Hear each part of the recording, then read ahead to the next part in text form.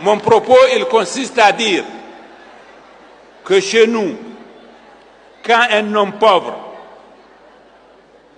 marie plusieurs femmes, fait plusieurs enfants, qui n'a pas les capacités d'instruire, qui ne connaît même pas, qui n'a pas de capacité de bien nourrir, si vous lui dites que ce n'est pas bien, il vous dit que c'est Dieu qui a dit de faire ça.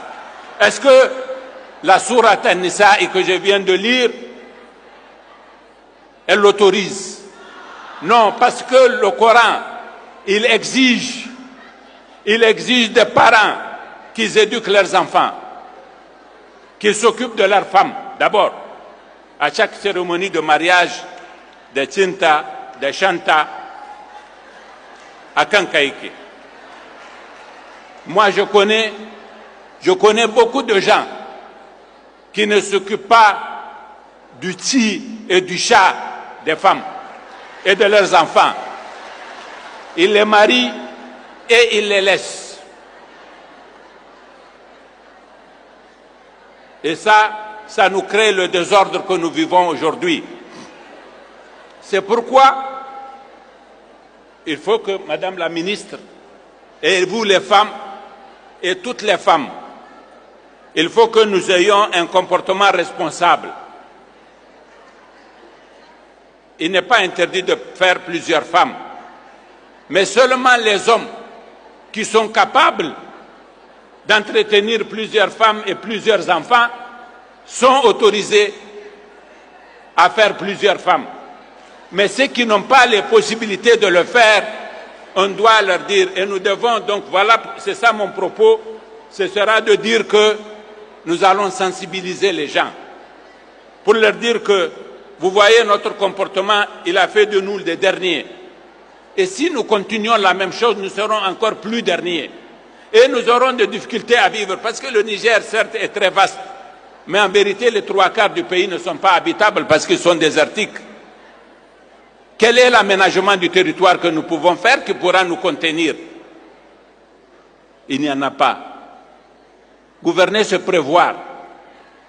Et nous devons regarder, nous devons faire ce qu'on appelle la prospective, savoir combien nous serons dans 50 ans, combien nous serons dans 100 ans, et avoir les comportements qui conviennent avec les défis qui se posent devant nous. Et la démographie est un vrai problème. Et si la Mauritanie, le Maroc, l'Algérie, l'Arabie Saoudite, le Mali, le Burkina, le Sénégal ont un comportement qui les met à l'abri des risques auxquels nous sommes exposés demain, en quoi nous serions plus musulmans que eux, mais si eux, ils font des taux de croissance de 2%, comment est-ce que nous pouvons dire que nous sommes plus savants que eux et nous devons faire des taux de croissance de 4%? Donc je pense que le phénomène de la polygamie irresponsable, c'est comme ça qu'il faut l'appeler, c'est ça notre fléau, et notre société doit générer des capacités, en plus des solutions à travers l'éducation, de faire en sorte que nous sensibilisions nos compatriotes et qu'ils aient un comportement responsable.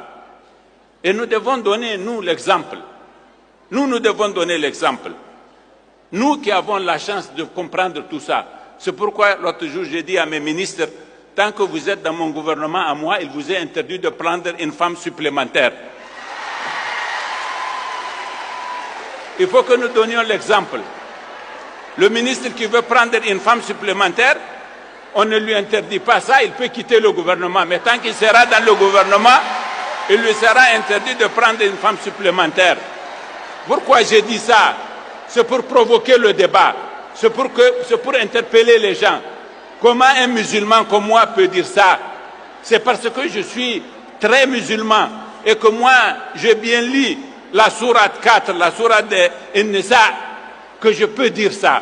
Parce que la parole de Dieu est sacrée et on ne doit pas s'en éloigner. Il nous dit que « In khuftu ala ta'didu fawahida » une seule. Et si vous avez 2, 3 et que vous êtes au gouvernement, il n'y a pas de problème. Mais si vous voulez en ajouter, non, vous quittez le gouvernement et vous prenez votre femme. Monsieur le Président de l'Assemblée nationale, je voudrais que les députés aussi prennent un tel engagement pour que nos compatriotes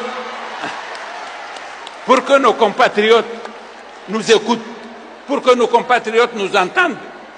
Parce qu'il y a un grand décalage entre nous et nos concitoyens. Ces questions-là, eux, ils ne les connaissent pas, ils ne se rendent pas compte. Ils sont dans l'obscurité, mais nous, on a la chance de ne pas être dans l'obscurité. Et nous devons avoir un comportement de modèle pour que les gens soient interpellés et qu'ils aient. Voilà, Madame la Ministre, ce que j'ai voulu vous dire. Merci beaucoup.